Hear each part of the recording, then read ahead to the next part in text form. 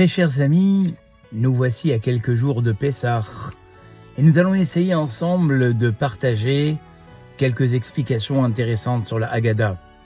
Ce que vous avez tous remarqué, c'est que la Haggadah commence par un passage en araméen, ce qui n'est pas de coutume dans les prières classiques.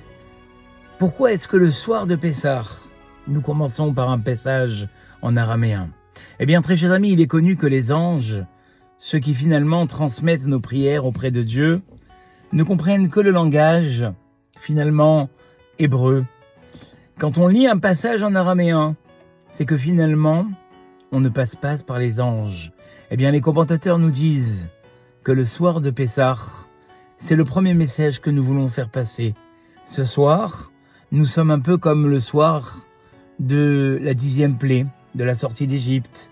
La veille de la sortie d'Égypte, Dieu a dit « Je viendrai moi et pas un intermédiaire, moi et pas un ange ». Finalement amener le dernier coup sur les Égyptiens. Le soir de Pessah, nous n'avons pas d'anges qui transmettent nos prières. Nous sommes en direct avec Dieu. Et c'est peut-être ce que nous allons dire un petit peu plus tard dans la Haggadah. Au début, nos pères étaient des idolâtres.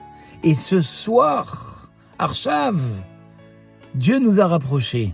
Chaque année, le soir de Pessah, il existe une tellement grande proximité.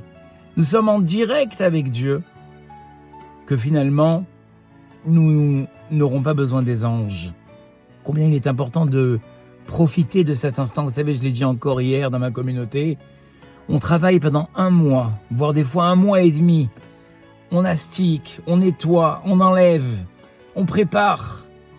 Si après ce mois et demi, le soir de Pessah, on est là à vouloir vite lire la Haggadah, à quoi ça a servi finalement toute notre fatigue et tout notre épuisement pour se retrouver à bâcler le soir de Pessah qui finalement est le point névralgique de ce mois et demi d'épuisement? Préparons-nous correctement pour profiter de cette soirée si vous êtes en Israël et de ces 2 soirs si vous êtes en dehors pour pouvoir exploiter, j'ai envie de dire, cette proximité avec Dieu que nous n'avons pas tout le reste de l'année. Je vous dis à très bientôt pour une nouvelle explication sur la Haggadah.